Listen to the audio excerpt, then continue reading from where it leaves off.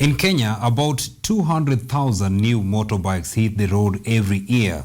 Nearly all run on petrol, but that could be about to change. Our technology, science, innovation and ICT reporter Samson Jura tells us about a recently developed electric motorbike by a Swedish-born Kenyan company will be a solution to this problem.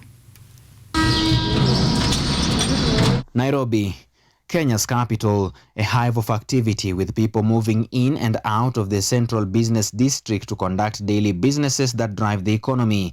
Locomotion is key in a place as busy as Nairobi, the second most popular means of transportation in the city and its environs after the matatu is Bodaboda. People in the city have found it convenient to use Bodaboda as a means of transportation, given that it is not only affordable but easily accessible. Since the emergence of this means of transportation, the government of Kenya did subsidize the cost of motorcycles, given that it was one way of creating employment for the youth. Motorbikes cost less to run than a car. They are good in all types of roads and they can carry almost any kind of cargo. There are about 2 million motorbikes on the road and the number increases every 8 years, and with it their carbon emissions. Just like matatus and other combustion engine driven vehicles, motorbikes are big polluters of the environment. That is where Opibus comes in, a Swedish-born Kenyan company that seeks to electrify Africa. As part of their way in helping combating climate change, Opibus have made electric motorbikes from the ground up that is targeted for the Bodaboda market in Kenya.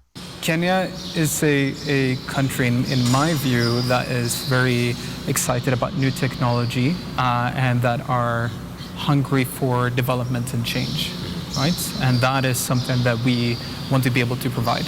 And again, with a focus to make sure that we get qualified work opportunities, we get to transition the transport system into a sustainable transport system. Electric motorcycles go for about 150,000 Kenya shillings, which Philip Lovstrom, the founder of Opibus, says is the same margin as the fuel-powered bikes we see every day on the roads, but the maintenance cost is cheaper given that electric motorbikes have one moving part and does not need oil changes. Moving parts on a fuel-powered bikes add up to 3,000. So we will, over the coming year, roll out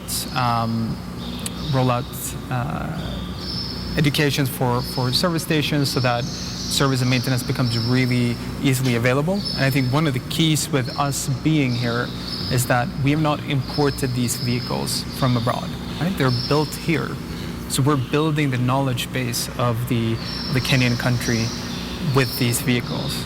Lucy Mugala, one of the engineers at Opibus, takes us through the anatomy of the electric bikes made at Opibus and the difference between the electric bikes and the fuel-powered ones. So as you can see very clearly, the first thing you notice is the fuel tank is not the same. So we remove the fuel tank and replace it with this housing. So this houses our electronic components, such as controllers and things like that. Since we're not using fuel, we need some source of energy, and that's where the battery pack comes in, and this is where we put our battery pack. Here are some of the electric bike's features. The bike does 0 to 90 kilometers per hour in under 5 seconds and can reach top speeds of 90 kilometers per hour. On dual batteries, you can get a range of 160 kilometers on a full charge.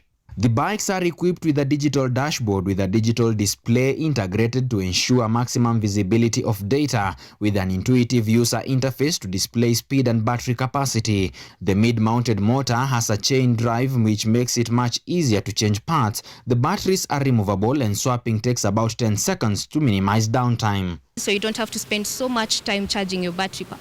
So if you choose to come to a swapping station, if you don't have time, you just swap that in 5 minutes, go back to your work, and no time wasted.